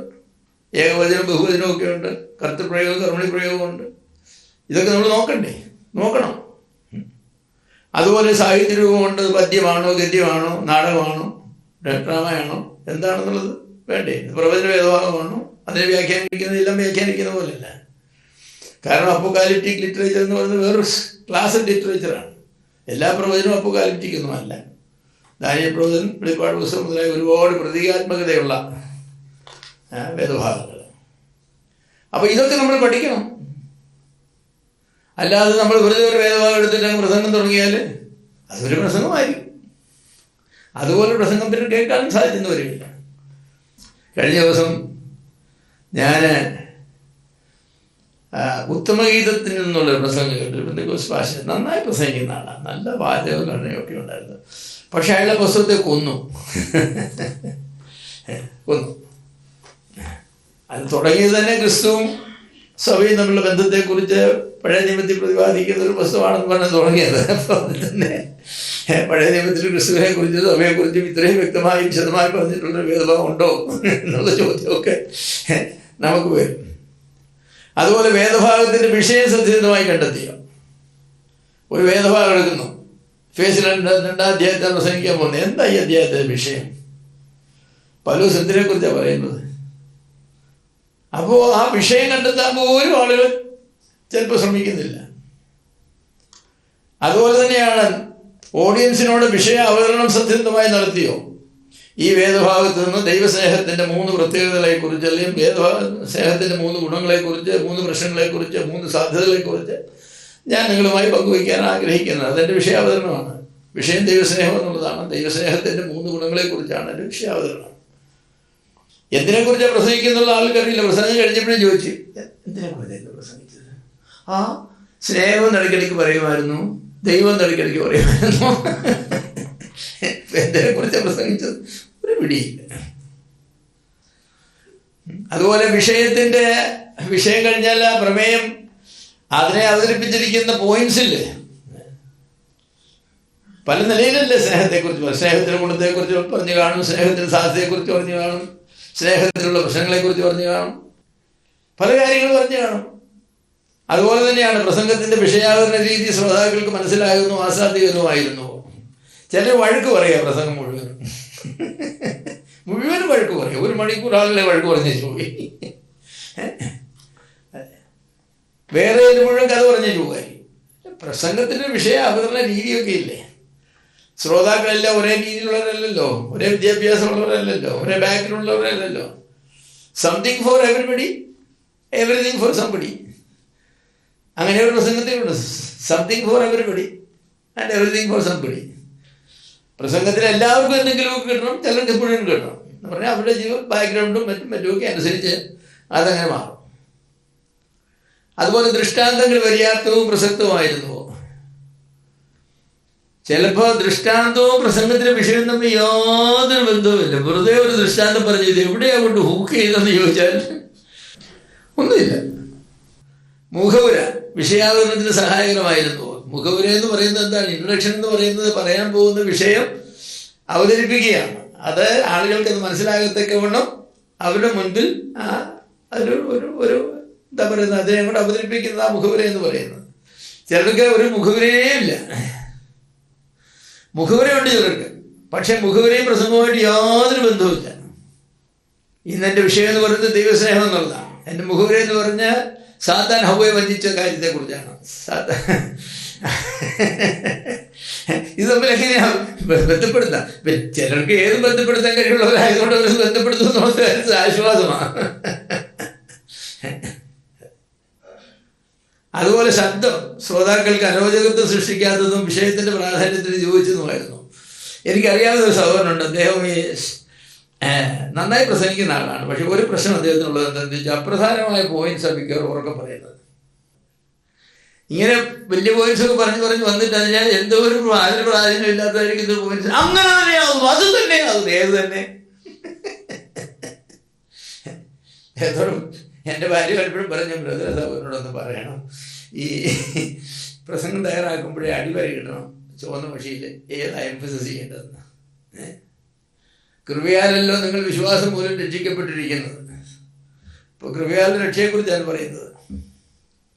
അപ്പോൾ അദ്ദേഹം ഉച്ചത്തിൽ പറയുന്നത് എന്താണെന്ന് ചോദിച്ചാൽ നിങ്ങൾ നിങ്ങൾ നിങ്ങൾ അങ്ങനെ പറഞ്ഞാൽ ശരിയാവില്ല. നല്ല പ്രസംഗമാണെങ്കിലും ഈ അടിവര ഇടേണ്ടത് എവിടെയാണെന്ന് അറിയാൻ വയ്യാത്തതുകൊണ്ട് വലിയ പ്രശ്നം വരും. അതുപോലെ ഒരു പോയിന്റിൽ നിന്നും അടുത്ത പോയിന്റിലേക്ക് മാറുമ്പോൾ ആവശ്യമായ ട്രാൻസിഷൻസ് ഉപയോഗിക്കുന്നുണ്ട്. 4 പോയിന്റ് ഉണ്ടെങ്കിൽ ഒരു പോയിന്റിൽ നിന്ന് ഒരു പോയിന്റിലേക്ക് നമ്മൾ മാറുകയില്ലേ? അപ്പോൾ ചിലരുടെ പ്രസംഗത്തിന് എങ്ങനെയാണെന്ന് സ്റ്റെപ്സ് കെട്ടിടങ്ങളുടെ നിലകൾ മധ്യത്തിൽ സ്റ്റെപ്സ് പറഞ്ഞിട്ടില്ല. 1ാം നിലയിൽ നിന്നും 2ാം നിലയിലേക്ക് മേപ്പെട്ടൊരു ചാട്ടം. ഈ സ്റ്റെപ്പത്തിലാണ് വന്നിരിക്കുന്നത്. ഞാനിപ്പോൾ 1ാം നിലയിൽ നിന്ന് 2ാം നിലയിലേക്ക് കയറുകയാണ്.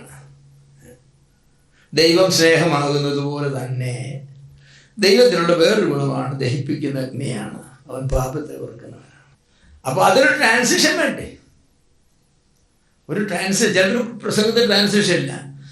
5ാം നിലയിൽ 4ാം നിലയിലേക്ക് ജമ്പ് ചെയ്തു, 4ാം നിലയിൽ 3, 2ലേക്ക് ജമ്പ് ചെയ്തു, അവസാനം താഴെ വന്നു പറഞ്ഞിട്ട് ഇപ്പോഴും മിക്കവാറും കാലൊക്കെ ഒരു കണ്ടീഷനിലായി, സ്റ്റെപ്പില്ലാത്തതുകൊണ്ട്. ആളുകൾക്കും അറിയില്ല എവിടെയാണ് 1ാം പോയിന്റ് കഴിഞ്ഞ് 2ാം പോയിന്റിലേക്ക് പ്രവേശിച്ചത്. ട്രാൻസിഷൻ്റെ അറിയാം. ഇതുവരെ ഞാൻ ചിന്തിച്ചുകൊണ്ടിരുന്നു ദൈവത്തിൻ്റെ കരുണയെക്കുറിച്ചാണ്. ഇനിയും നമുക്ക് ദൈവത്തിൻ്റെ ദയയെക്കുറിച്ച് ചിന്തിക്കാം, ദൈവത്തിൻ്റെ സ്നേഹത്തെക്കുറിച്ച് ചിന്തിക്കാം. അപ്പോൾ ആളുകൾക്കെല്ലാം മനസ്സിലായി 1ാമത്തെ പോയിന്റ് കഴിഞ്ഞ് 2ാമത്തെ പോയിന്റിലേക്ക് വന്നു. 1ാമത്തെ പോയിന്റ് ഇന്നതായത്, 2ാമത്തെ പോയിന്റ് ഇന്നതാണ്. ട്രാൻസിഷൻസ് ഇല്ലാത്തതായിരിക്കുന്ന പ്രസംഗം എന്ന് പറയുന്നത് ഫുൾ സ്റ്റോപ്പും ഇല്ല, കോമാവില്ല, സെമിക്കോളിനും ഒന്നും ഇല്ലാതെ എഴുതുന്നതായിരിക്കുന്ന സെൻറ്റൻസ് പോലെയാണ്. നമുക്ക് ഇഷ്ടമുള്ളിടത്ത് നിങ്ങൾ കോമായും കുത്തുമല്ലേ കിട്ടുമോ? പണ്ട് പറയില്ലേ, ഹാങ്ങിങ് നോട്ട് ലെറ്റ് ഹിം ഗോ. എഴുതിയത് hang him not let him go എന്നാണ്. പക്ഷെ ആൾ കൊടുക്കനായിരുന്നുകൊണ്ട് കോമായി കുത്തൊന്നും ഇടാതെയാണ് ഈ ലെറ്റർ കൊടുത്തയച്ച. അദ്ദേഹം ചെയ്തു hang him not comma let him go. അപ്പോൾ എവിടെയാണ് എന്താണൊക്കെ ഉള്ളത് നമ്മൾ ചിലപ്പോഴും ഓക്കെ ഒന്ന് അറിഞ്ഞിരിക്കുന്നത് നല്ലതാണ്. ചില ആളുകൾക്ക് ഇതൊന്നുമില്ല. അതുപോലെയാണ് ആശയവിനിമയത്തിൽ നവരസങ്ങൾ ബുദ്ധിപൂർവ്വം ഉപയോഗിക്കുന്നത്. ചിലതിൻ്റെ അകത്ത് ഒരു രസവും ഇല്ല, ഒരു രസവും. നവരസം എന്താന്ന് പറഞ്ഞാൽ അറിയാല്ലേ? ഇല്ലെങ്കിൽ കഥകളി ബുക്ക് വാങ്ങിച്ചാൽ അതിൻ്റെ ഫ്രണ്ടിൽ കാണുന്ന പടങ്ങൾ, ഓരോ പടങ്ങളും കാണുന്ന നവരസങ്ങൾ എങ്ങനെയാണ് കാണിക്കുന്നതെന്ന് ആചാര്യന്മാരൊക്കെ കാണിച്ചിട്ടുണ്ട്, ബുക്കുണ്ട്. നവരസങ്ങൾ പ്രസംഗത്തിൻ്റെ കഥകളിയുടെ മാറ്റി കൂട്ടുന്നതും നവരസങ്ങളാണ്. അതുപോലെ പ്രസംഗത്തിലുള്ള നവരസങ്ങളാണ്. ചിരിക്കേണ്ടടുത്ത് ചിരിക്കണം, കരയേണ്ടടുത്ത് കരയണം, ഗൗരവം പാലിക്കേണ്ടടുത്ത് ഗൗരവം പാലിക്കണം, എല്ലാം വേണം. എല്ലാം ഒരേ ഗൗരവത്തിൽ തന്നെയാണ്. അത് ശരിയാവില്ല. നവരസങ്ങൾ നമ്മൾ പഠിക്കണമെന്ന് കണ്ണായിട്ട് മുന്നിൽ നമ്മൾ നവരസങ്ങളൊക്കെ പഠിക്കണം. ഹാസ്യം എന്ന് പറഞ്ഞാൽ എങ്ങനെയാണ്, ബീഭത്സം എന്ന് പറഞ്ഞാൽ എങ്ങനെയാണ്, അങ്ങനെ നവരസങ്ങളുടെ ഓരോ ഭാഗങ്ങളും നമ്മൾ തന്നെ കണ്ണാടി നോക്കണം. എന്നിട്ട് പ്രസംഗത്തിൻ്റെ കുറിപ്പിൽ ബാക്കിയിട്ടിടണം നവരസം അല്ലെ, ബീഭത്സം, ഹാസ്യം, നവരസങ്ങളൊക്കെ വേണം. എല്ലാത്ത പ്രസംഗവും വളരെ ബോറടിക്കുന്ന പ്രസംഗമായിരിക്കും. വലിയ കാര്യമൊക്കെ ആയിരിക്കും പറയുന്നത്, പക്ഷേ അത് ആളുകൾക്ക് അതിൻ്റെ രസമില്ല. നമ്മൾ പറയില്ലേ, മസാല ചേർക്കാത്ത കറി പോയിട്ടിരിക്കും, ഉപ്പിടാൻ മറന്നുപോയി, ഇറച്ചി വെച്ചു വേവിച്ചൊക്കെ തന്നു, ഉപ്പിട്ടിടാൻ മറന്നുപോയി, നമുക്ക് പ്രയാസമായിരിക്കും അല്ലേ. അതുപോലെ ആംഗ്യങ്ങൾ പ്രസ്താവനകളെ ബലപ്പെടുത്തുന്നവയായിരിക്കണം. ആംഗ്യങ്ങൾ, ഓരോ ആംഗ്യങ്ങൾ ചേർന്ന് ഒരു ബന്ധവുമില്ല. 2000 വർഷങ്ങൾക്ക് മുൻപ്, ഇനി 2000 വർഷങ്ങൾക്ക് ശേഷം എന്നൊക്കെ പറയുന്നത്, ഈ 2000 എന്ന് പറയുന്നത് ചിലപ്പോൾ ഇങ്ങനെ ആയിരിക്കും കാണിക്കുന്നത്. 2000 വർഷങ്ങൾക്ക് മുൻപ് പിള്ളേരെ എങ്ങനെ പഠിപ്പിക്കാറുണ്ട്. ഓരോ ചെറിയ ചെറിയ പാട്ടുകളൊക്കെ പാടുമ്പോഴേ, അതെ, wide, wide as the ocean, high as the heavens above, deep, deep as the deep at sea, is my Savior's love to me. എന്ന് പറയണ്ടേ കൊച്ചു കുഞ്ഞുങ്ങളെ? അപ്പൊ deep deep as the deep sea, wide, wide as the wide sea എന്ന് പറഞ്ഞാൽ ശരിയാവും. ആംഗ്യമുണ്ട്, പക്ഷെ യോജിക്കുന്ന ആംഗ്യങ്ങളായിട്ട്. നമ്മൾ ചില സമയത്തൊക്കെ അങ്ങനെ യാതൊരു ബന്ധവുമില്ലാത്ത ആംഗ്യങ്ങളൊക്കെ അത് ആളുകൾക്ക് കൺഫ്യൂഷനെ വെക്കൂ. അതുപോലെ തന്നെയാണ് അരോചകമായ ചേഷ്ടകളും വ്യക്തിശൈലികളും. ചിലർക്ക് അങ്ങനെയുണ്ട്, ചില വ്യക്തിശൈലികൾ അല്ലേ അല്ലേ അല്ലേ അങ്ങനെ പറയും. അങ്ങനെ ഓരോരുത്തർക്കും ഓരോന്നുണ്ട്. ചിലരുടെ പോക്കറ്റിൽ എന്താ ചേഞ്ച് കാണുമ്പോൾ അതിട്ട് ഇടയ്ക്ക് കുലിക്കൊണ്ടിരിക്കും, ഇങ്ങനെ എന്തെങ്കിലും കാണും. അല്ല, അതൊക്കെ നമ്മൾ കറക്റ്റ് ചെയ്യണം. ആളുകൾ അല്ലെങ്കിൽ അവിടുന്ന് ചിരിക്കും. വ്യക്തിപരമായ ആരോപണങ്ങളും ആക്രമണങ്ങളും പ്രസംഗത്തിലുണ്ടാകരുത്. Never attack people by in the message. ഇത് ആരെങ്കിലും ഒരു വ്യക്തിയെ സ്പർശിക്കുമെന്ന് നിങ്ങൾക്ക് തോന്നിയാൽ നിങ്ങൾ വളരെ കെയർഫുള്ളായിട്ട് വേണം. പ്രസംഗത്തിൽ ദൈവാത്മാവ് നമ്മുടെ പ്രസംഗത്തെ ഉപയോഗിക്കും, ആളുകളെ സ്പർശിക്കും. പക്ഷെ നാം സ്പർശിക്കരുത്. We should not attack, the Holy Spirit attack. ആർക്കും അറിയാൻ വയ്യാത്തതിൻ്റെ കാര്യം നമുക്ക് ഒരാളെ കുറിച്ച് അറിയാം, മറ്റാർക്കും അറിയില്ല, അദ്ദേഹത്തിന് മാത്രമേ അറിയത്തുള്ളൂ. എങ്കിൽ ചിലപ്പോൾ ഒന്ന് പരാമർശിച്ചാൽ കുഴപ്പമില്ല. പക്ഷെ എല്ലാവർക്കും അറിയാം ഇയാളാണ് പാർട്ടി എന്നുള്ളത്. അങ്ങനെയുള്ള കാര്യം പറഞ്ഞു കഴിഞ്ഞാൽ എല്ലാവരും എന്ത് പറയും, അവനെക്കുറിച്ചാണ് പറഞ്ഞു, കേട്ടില്ല, അവനെക്കുറിച്ചാണ് പറഞ്ഞത്. നമ്മൾ പ്രസംഗം പോയില്ലേ, പ്രസംഗം പോയി. ഒരിക്കൽ നെവർ ഡു ദാറ്റ്. അതുപോലെ സന്ദേശത്തിൻ്റെ ആപ്ലിക്കേഷൻ, പ്രയുക്തി ആളുകളുടെ ഹൃദയങ്ങളിൽ എത്തിക്കുന്നതിൽ പ്രസംഗം വിജയിച്ചു. ഒത്തിരി കാര്യങ്ങൾ പറഞ്ഞു. അതുകൊണ്ട് ഞാനെന്താ ചെയ്യേണ്ടത്? അത് പറഞ്ഞില്ല. ഞാനെന്താ ചെയ്യേണ്ടത്? ആപ്ലിക്കേഷൻ ഇല്ലാത്തതായിരിക്കുന്ന പ്രസംഗം കൊണ്ട് പ്രയോജനമില്ല. കാരണം ഒത്തിരി കാര്യങ്ങൾ പറഞ്ഞതേ ഉള്ളൂ, എനിക്കൊന്നും ചെയ്യാനില്ല. ആപ്ലിക്കേഷൻസ് ആളുകൾക്ക് നന്നായിട്ട് കിട്ടണം. അപ്പോൾ ഇങ്ങനെ ഒരുപാട് ചോദ്യങ്ങൾക്ക് വസ്തുനിഷ്ഠമായ വിലയിരുത്തൽ ശ്രോതാക്കൾ നടത്തേണ്ടതാണ്, അത് ആളുകൾ നടത്തേണ്ടതാണ്. ഇത് ഞാൻ പറഞ്ഞതെല്ലാം ഒബ്ജക്റ്റീവ് ഇവാലുവേഷൻ സാധിക്കുന്നതാണ്. ഇനി സബ്ജക്റ്റീവ് ഇവാലുവേഷനെ കുറിച്ച് ഞാൻ പറയാം. ആത്മനിഷ്ഠമായിരിക്കുന്ന തലം, ആളുകളെ വിലയിരുത്തുമ്പോൾ ആത്മനിഷ്ഠ തലവും ഇമ്പോർട്ടൻ്റ് ആണ്. ഉദാഹരണമായിട്ട് പ്രസംഗിയോട് കേൾവിക്കാർക്ക് ഒരു സ്നേഹഭാവം തുടക്കത്തിൽ തോന്നിയോ അതോ ഒരു ശത്രുതാഭാവമാണോ തോന്നിയത്? കയറി വന്നിട്ട് പറഞ്ഞ കുറേ ജടിയന്മാരായ ആളുകൾ മുന്നിലുണ്ടെന്ന്, ഇന്നുമുണ്ട് കുറേ വന്നിരിക്കുക പ്രസംഗം കേൾക്കാൻ. ഞാൻ ഇന്ന് നിങ്ങളോടൊക്കെ ഞാൻ നിങ്ങൾക്ക് തരാൻ പോവാം.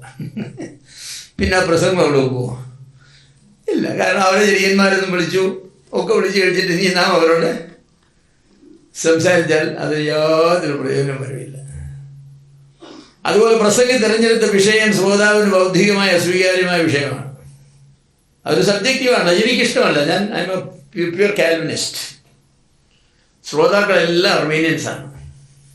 അപ്പോൾ ഞാൻ നമ്മൾ പറയുന്ന ആദ്യത്തെ പ്രസ്താവന, നിങ്ങളൊരു 5 പോയിന്റ് കാർഡിനിസ്റ്റ് ഇല്ലെങ്കിൽ നിങ്ങൾ നരകത്തിൽ കിടന്ന് കൃമി കടിക്കാൻ പോവുകയാണ്. അതെ, അപ്പം തന്നെ ശത്രുതയായി. എന്നാ പ്രസംഗം കഴിയുമ്പോൾ ഇയാളെ കൃമി ഒളിപ്പിച്ചിട്ട് ഓടും. വൈരുദ്ധ്യ ചിന്താഗതിയുള്ള ശ്രോതാക്കളുടെ മുൻപിൽ അവർക്ക് യോജിക്കാൻ കഴിയാത്ത വിഷയമാണോ അവതരിപ്പിച്ചത്. മാർക്സിസ്റ്റ് ചിന്താഗതിയുള്ളതായിരിക്കുന്ന ആളുകൾ കാണും, ക്യാപിറ്റലിസ്റ്റിക് ചിന്താഗതിയുള്ള ആളുകൾ കാണും. എല്ലാ ചിന്താഗതികളും ഒന്നും ശരിയല്ല.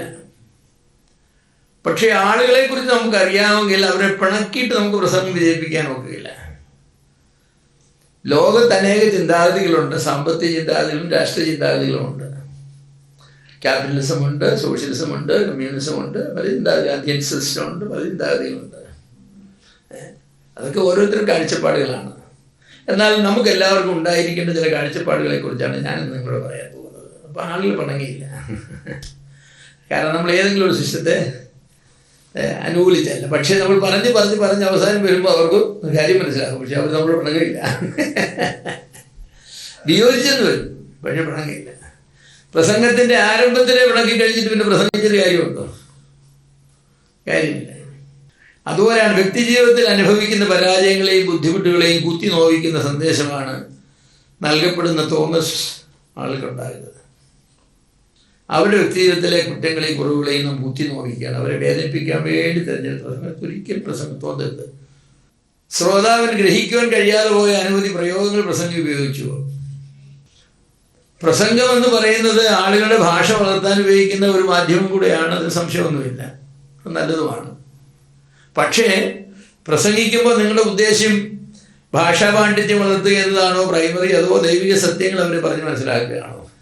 എങ്കിൽ അവർക്ക് മനസ്സിലാകുന്ന ഭാഷ ഉപയോഗിക്കാനായിട്ട് അവിടെ ശ്രദ്ധിക്കണം. അപ്പം അതേക്കുറിച്ച് നല്ല എഴുത്തുകാരൻ പറഞ്ഞത്, ഒരു 5ാം ക്ലാസ് വിദ്യാർത്ഥി ഒരു ഇംഗ്ലീഷ് ലേഖനം വായിക്കുമ്പോൾ ഡിക്ഷണറി ഒരിക്കലും ഉപയോഗിക്കുവാൻ ആവശ്യമില്ലാതെ കൊണ്ടാണ് ആ ലേഖനം എഴുതിയെങ്കിൽ ഹീസ് എ ഗുഡ് റൈറ്റർ. ഓരോ സെൻറ്റൻസിലും ഡിക്ഷണറി ഉപയോഗിക്കത്തക്കവണ്ണാണെങ്കിൽ he's a poor writer. Jawaharlal Nehru തൻ്റെ പ്രസംഗത്തെ ഡോക്ടർ രാധാകൃഷ്ണൻ്റെ പ്രസംഗവുമായി ഉപമിച്ച് പറയുന്നത് ഞാൻ കേട്ടു. അദ്ദേഹം പറഞ്ഞു, ഞാൻ 1 മണിക്കൂർ കൊണ്ട് പറയുന്ന കാര്യം ഡോക്ടർ രാധാകൃഷ്ണൻ 5 മിനിറ്റ് കൊണ്ട് പറയും, എല്ലാവർക്കും മനസ്സിലാവുകയും ചെയ്യും. ഞാൻ രാധാകൃഷ്ണൻ്റെ പ്രസംഗം കേട്ടിട്ടുണ്ട്. 20 മണിക്കൂറുകൾ വേണമെങ്കിൽ കേൾക്കാൻ തോന്നുമായിരുന്നു. ഞാൻ അദ്ദേഹത്തിൻ്റെ പ്രസംഗം ആദ്യം കേൾക്കുന്നത് ഞാൻ BSc പഠിക്കുമ്പോഴാണ്. ഒരു വാക്ക് പോലും എനിക്ക് മനസ്സിലാകാത്തതിൻ്റെ അടുത്തുണ്ടായിരുന്നില്ല. 1 മണിക്കൂർ പ്രസംഗിച്ചു. ഇംഗ്ലീഷ് ഭാഷയിൽ എത്ര ബ്യൂട്ടിഫുള്ളായിട്ട്. അങ്ങനെ എന്താ പ്രസംഗിച്ചുകൂടെ? ഈ ആശയവിനിമയമല്ലേ നമ്മുടെ ഉദ്ദേശം. എങ്കിൽ ആശയം വിനിമയം ചെയ്യണ്ടേ? അപ്പോൾ അത് ശ്രദ്ധിക്കണം. നമ്മുടെ എഴുത്തുകളിലും അങ്ങനെ തന്നെയാണ്. ഡിക്ഷണറി നോക്കാൻ ആവശ്യമില്ലാത്തവരുടെ എഴുതാം. പണ്ട് കാലത്ത് ഇങ്ങനെ ഒരു ചിന്തയുണ്ടായിരുന്നു, കഠിനമായ വാക്കുകൾ ഉപയോഗിക്കുന്നതാണ് നല്ലത്. അത് ആ ചിന്താഗതി മാറി. ഇപ്പോഴത്തെ എഴുത്തുകാർ അങ്ങനെ വളരെ കുറച്ച് ഉപയോഗിക്കുന്നത്. പിന്നെ സാഹിത്യ ലേഖനങ്ങൾ എഴുതുന്നിടത്ത് സാഹിത്യകാരന്മാരാണല്ലോ വായിക്കുന്നത്. അവിടെ അങ്ങനെയുള്ള ലേഖനങ്ങൾ എഴുതാം. പക്ഷെ സാധാരണക്കാരായ ആളുകൾക്ക് വായിക്കാൻ വേണ്ടിയുള്ള ലേഖനങ്ങളാണെങ്കിൽ അതിൽ സാധാരണക്കാരൻ്റെ ഭാഷകളാണ് ഉപയോഗിക്കേണ്ടത്. അല്ലെങ്കിൽ ആളുകളോട് നമ്മൾ ആശയവിനിമയം നടത്തുന്നില്ല. കൃഷ്ണൻകുട്ടി സഹോദരൻ അസാമാന്യമായ ഒരു പ്രതിഭയായിരുന്നു. ഞാൻ അദ്ദേഹത്തിന് എനിക്ക് വലിയ ഇഷ്ടമാണ്. പക്ഷെ എനിക്കൊരു പരാതി ഉണ്ടായിരുന്നുള്ളൂ. അദ്ദേഹത്തിൻ്റെ പ്രസംഗം കേട്ടത് പറയും ഗംഭീരമായിരുന്നു. എന്തോ പ്രസംഗിച്ചാ അതെനിക്ക് മനസ്സിലായില്ല. അങ്ങനെ പറയാമല്ലേ, എല്ലാ പ്രസംഗവും ഒന്നും അങ്ങനെ അല്ല. എങ്കിലും പല പ്രസംഗങ്ങളും അങ്ങനെയാണ്. കുറേ പേര് ഏകദേശം ആശയമൊക്കെ കിട്ടും, പക്ഷേ ചിലപ്പോൾ കിട്ടില്ല. അങ്ങനെ വരുന്നത്. ബില്ലി ഗ്രാമിൻ്റെ പ്രസംഗം കേട്ടിട്ടുണ്ടോ? ബില്ലി ഗ്രാമിൻ്റെ പ്രസംഗത്തിൽ നിങ്ങൾ എന്തെങ്കിലും മനസ്സിലാകാത്തൊരു വാക്കുണ്ടോ? അദ്ദേഹം ഒരിക്കലും ഉപയോഗിക്കില്ല. സാധാരണക്കാരായ ആളുകൾക്കും വലിയവർക്കും ഒരുപോലെ മനസ്സിലാകുന്ന വിധത്തിൽ വേണം പ്രസംഗിക്കാൻ. അപ്പം ചില പ്രസംഗികൾ അവരുടെ ഭാഷയുടെ ശക്തി കൊണ്ട് ആളുകളെ ഇമ്പ്രസ് ചെയ്യാനായിട്ട് പോയി. അതാണ് നിങ്ങളുടെ ലക്ഷ്യമെങ്കിൽ അതിന് കുഴപ്പമില്ല. ആവോളം സിമ്പിൾ ലാംഗ്വേജ് ഉപയോഗിക്കുക. ശ്രോതാവിൻ്റെ തലയ്ക്ക് മീതെ കൂടി പറന്നുപോയ പ്രസംഗമായിരുന്നു എന്ന തോന്നൽ കേൾവിക്കാരനുണ്ടാകരുത്. ഞങ്ങൾ തലയ്ക്ക് മീതെ കൂടി പറന്നുപോയ പ്രസംഗമാണ്. അതുപോലെ ഇന്നത്തെ സാഹചര്യത്തിന് പ്രസക്തമല്ലാത്ത പ്രസംഗമായിരുന്നു എന്ന് തോന്നലുണ്ടാകരുത്. ഉപദേശം പഠിപ്പിക്കുമ്പോൾ അതുണ്ട്. ഇപ്പം ഇലക്ഷനെ പറ്റി പഠിപ്പിക്കുമ്പോൾ ഇന്നത്തെ സാഹചര്യത്തിൽ പ്രസക്തമാണെന്ന ചോദ്യമൊന്നും വരുന്നില്ല. പക്ഷേ ഞായറാഴ്ചയൊക്കെ നമ്മൾ പ്രസംഗിക്കുന്നത് അടുത്ത ഒരാഴ്ച അവർക്ക് ജീവിക്കാൻ ആവശ്യമായിരിക്കുന്ന പ്രചോദനം കൊടുക്കാനാണ്. അവരുടെ ജീവിതത്തിലെ തെറ്റുകളെ തിരുത്തി മുന്നോട്ട് പോകാൻ വേണ്ടിയാണ്. അപ്പോൾ അതിന് സഹായകരമല്ലാത്തൊരു പ്രസംഗമായിരുന്നെങ്കിൽ പിന്നെ ആ പ്രസംഗം കൊണ്ട് അവർക്ക് പ്രയോജനമൊന്നുമില്ല. അതുപോലെ പ്രസംഗിയുടെ വ്യക്തി ജീവിതത്തെ പുകഴ്ത്തുന്ന പ്രസംഗം ആയിരുന്നു എന്ന് തോന്നല് ഉണ്ടാകരുത്. ഉത്തമ പുരുഷ സർവനാമങ്ങള് ദുർലോഭമായി പ്രസംഗി ഉപയോഗിച്ചു എന്ന് കേൾവിക്കാർക്ക് തോന്നരുത്. അതെല്ലാം ഞാനും എൻ്റേതും എനിക്കും. പ്രസംഗിയും പ്രസംഗവും തമ്മിൽ വൈരുദ്ധ്യ ബന്ധമാണ് ഉണ്ടായിരുന്നത് എന്ന തോന്നൽ നൽകുന്ന പ്രസംഗമായിരുന്നു. അതായത് പ്രസംഗി ശ്രോതാവും ശ്രോതാക്കളുടെ ഒരാൾ പ്രസംഗിയുമായിരുന്നിട്ട് ഇതേ പ്രസംഗം ചെയ്തിരുന്നെങ്കിൽ നന്നായിരുന്നു എന്ന് തോന്നത്തക്ക വിധത്തിലാണ് പ്രസംഗിച്ചത്. പ്രസംഗി ശ്രോതാവും ശ്രോതാക്കളുടെ ഒരാൾ പ്രസംഗിയുമായിരുന്നിട്ട് ഇതേ പ്രസംഗം ചെയ്തിരുന്നെങ്കിൽ നന്നായിരുന്നു എന്ന് നിങ്ങൾക്ക് തോന്നുന്നു. പ്രസംഗ സമയത്ത് ശ്രോതാക്കളിൽ പലരും ഉറങ്ങുകയും കോട്ടുവായിടുകയും കൂടെ എഴുന്നേറ്റ് പോവുകയും അശ്രദ്ധമായിരിക്കുകയും ചെയ്യത്തക്കവണ്ണം ബോറടിക്കുന്ന പ്രസംഗമായിരുന്നു. പ്രസംഗിക്കുന്ന സമയത്ത് ഒരാളെങ്കിലും ഉറങ്ങിയാൽ അതിന് ഉത്തരവാദി പ്രസംഗിക്കുന്ന ആളാണ്. ഒരു പ്രസംഗം ചെയ്തതുപോലെ അദ്ദേഹത്തിൻ്റെ മകനെ ഒരു 10-15 കല്ലുമായിട്ട് ഇങ്ങനെ ഹോൾഡ് ചെയ്ത് നിർത്തും. ഉറങ്ങുന്ന ആളുടെ അടുത്ത് എന്നിട്ട് അപ്പൊ ഏത് വരുമെന്ന് അറിയാവുന്നതുകൊണ്ട് ആളുകൾ പ്രസംഗം കേട്ടില്ല, ഉറങ്ങില്ല. ഞാൻ പറയും പീച്ചാൻകുടലിൻ്റെ അകത്ത് നല്ല ഐസ് വെള്ളം വെച്ച് ചെറുക്കനെ നിർത്തിയാൽ മതി. അങ്ങോട്ട് ചെന്നിട്ട് അങ്കലിൻ്റെ കണ്ണിലോട്ട് ഈ പ്രസംഗിക്കുമ്പോൾ ഉറങ്ങുക എന്ന് പറഞ്ഞാൽ കൊടുക്കുന്ന സന്ദേശം എന്താണെന്നറിയോ?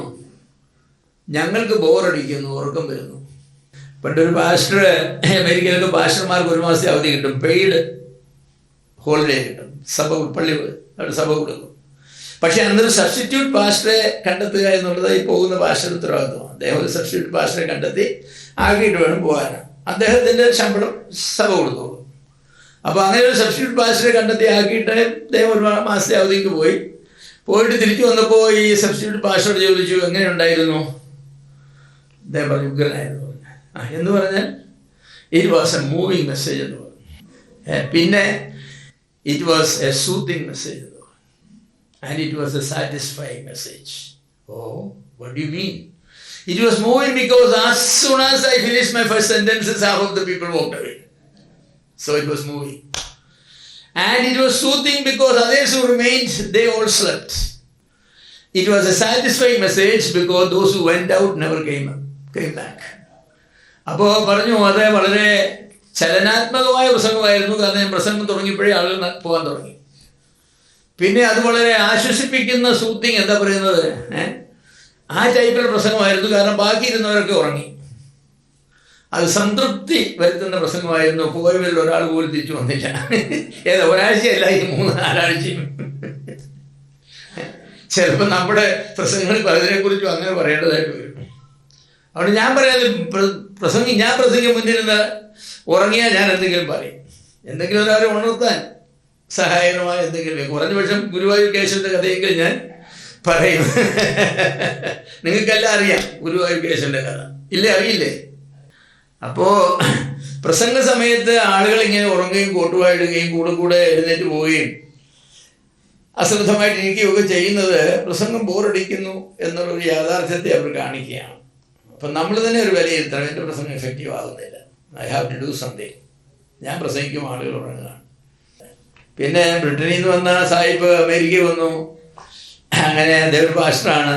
അമേരിക്കയുടെ ഹോസ്റ്റ് പാസ്റ്ററുമായിട്ട് ഇവർ പോയി പല സ്ഥലങ്ങളിൽ മീറ്റിങ്ങിൽ ഇരുന്ന എല്ലാ സ്ഥലത്തും ഈ ഹോസ്റ്റ് പാസ്റ്റർ കഥ പറയും. അദ്ദേഹത്തിൻ്റെ പ്രസംഗത്തിൻ്റെ ആരംഭത്തിലൊരു തമാശ പറയും. ആ തമാശ കേട്ട ആളുകൾ ചിരിക്കും, എന്നിട്ട് അദ്ദേഹം പ്രസംഗിക്കും. ഒരു 10 മിനിറ്റ് കഴിയുമ്പോൾ വേറൊരു തമാശ പറയും.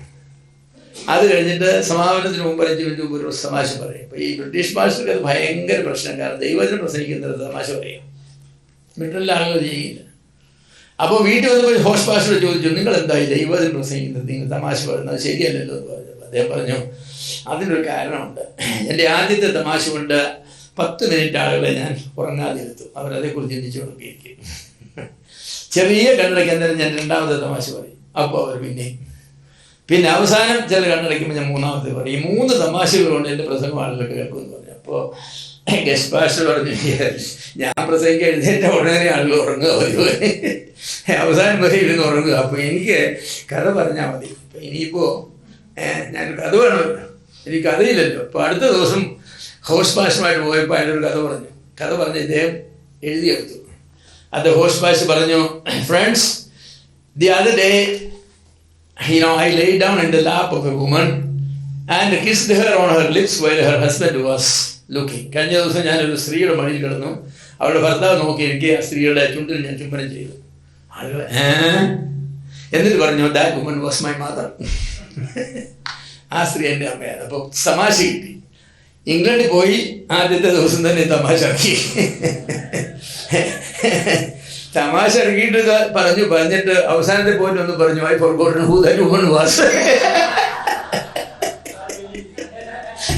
That did for him. അതിൻ്റെ പ്രസംഗം എന്നേക്കുമാണ്. അതുപോലെയുള്ള പഞ്ച് പോയിന്റ് പറഞ്ഞു പോകരുത്. ഞാൻ ഈ പ്രസംഗങ്ങളെല്ലാം തയ്യാറാക്കുന്നത് എനിക്ക് വേണ്ടിയാണ്. പിന്നെ കേൾക്കുന്നവർക്കും എന്തെങ്കിലും പ്രയോജനം അനുഗ്രഹം ഉണ്ടാകണം. ദൈവത്തിന് മഹത്വം വരണം. ദൈവം അനുഗ്രഹിക്കട്ടെ.